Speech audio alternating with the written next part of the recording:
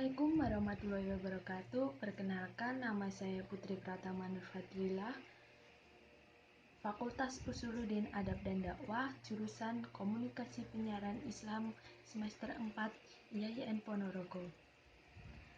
Video ini dibuat untuk memenuhi tugas mata kuliah Psikologi Komunikasi. Di video kali ini saya akan membawakan materi tentang tahapan dan contoh teori penetrasi sosial dalam komunikasi. Teori penetrasi sosial adalah teori komunikasi interpersonal yang mempelajari tentang proses komunikasi interpersonal.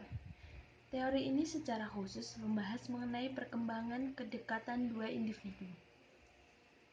Pada teori ini dijelaskan bagaimana proses adaptasi dan perkembangan kedekatan orang dua yang melakukan komunikasi untuk saling mengenal satu sama lain.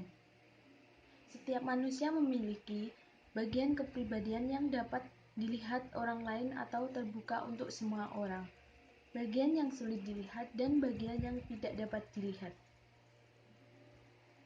Di sini saya akan menyebutkan beberapa tahapan dan contoh teori penetrasi sosial dalam komunikasi. Yang pertama adalah kepribadian eksternal. Ketika kita mengenal seseorang untuk pertama kalinya, kesan yang kita rasakan adalah kepribadian yang muncul pada daerah terbuka.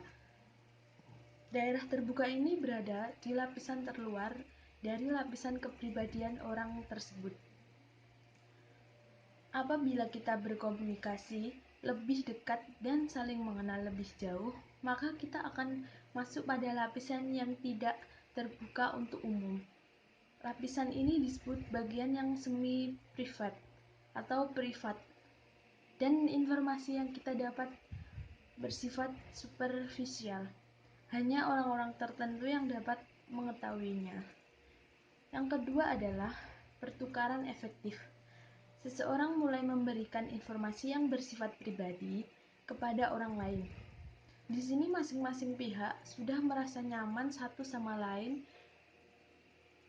dan akan membuat komitmen. Jadi, orang tersebut akan membuat komitmen. Tahapan ini juga bisa disebut dengan pertukaran afektif, di mana dua orang yang melakukan komunikasi interpersonal mulai membuka diri dan saling bertukar informasi akan dirinya kepada orang lain. Yang ketiga adalah lapisan terdalam. Kemudian, terdapat lapisan terakhir, yaitu lapisan yang paling dalam dan sangat sulit dibuka untuk siapapun, bahkan orang tuanya sendiri ataupun kekasihnya. Dalam lapisan ini terdapat informasi yang sangat pribadi, privat, dan mendalam. Misalnya itu tentang nilai-nilai diri, emosi terdalam, pengalaman buruk yang dialaminya, dan masih banyak lagi.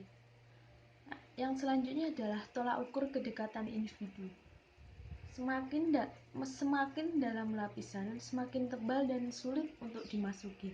Namun dari sinilah kita dapat mengetahui seberapa jauh kedekatan suatu hubungan.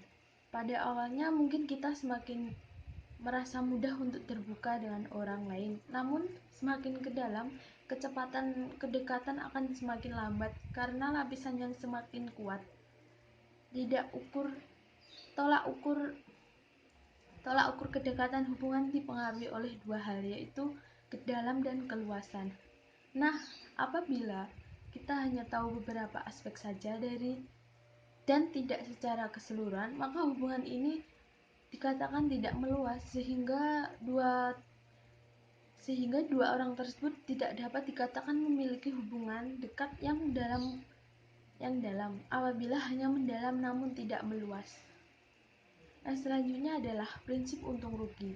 Dalam teori komunikasi antar pribadi ini juga dikenal dengan prinsip untung rugi, di mana seseorang yang telah melakukan perkenalan dengan orang lain akan melakukan perhitungan apakah cukup menguntungkan apabila berhubungan lebih dalam dengan orang tersebut, dengan orang yang dikenal tersebut. Yang selanjutnya adalah theory of economic behavior. Sebaliknya, apabila dalam awal hubungan masing-masing pihak mereka akan merasa rugi untuk berhubungan akan lebih jauh, maka penetrasi tidak akan terjadi. Jadi, penetrasi komunikasinya tidak akan terjadi.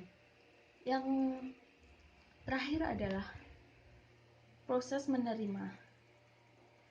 Dan apabila hubungan sudah sangat dekat, terkadang seseorang tidak memperhitungkan kerugian-kerugian yang didapat dari hubungan mereka tersebut. Dan ia mulai menghargai perbedaan karena ia sudah menemukan banyak keuntungan dan cenderung ingin lebih mengenal pihak lain. Di dalam teori penetrasi sosial dalam komunikasi ini mempunyai kelemahan, yaitu kelemahan teori ini adalah teori ini mengabaikan faktor-faktor lain yang bisa saja sangat mempengaruhi kedekatan interpersonal seperti ras, gender, usia, dan faktor lain yang mungkin dapat mempermudah akan mempersulit proses pendekatan. Oke teman-teman, demikian materi yang bisa saya sampaikan. Kurang lebihnya mohon maaf. Wassalamualaikum warahmatullahi wabarakatuh.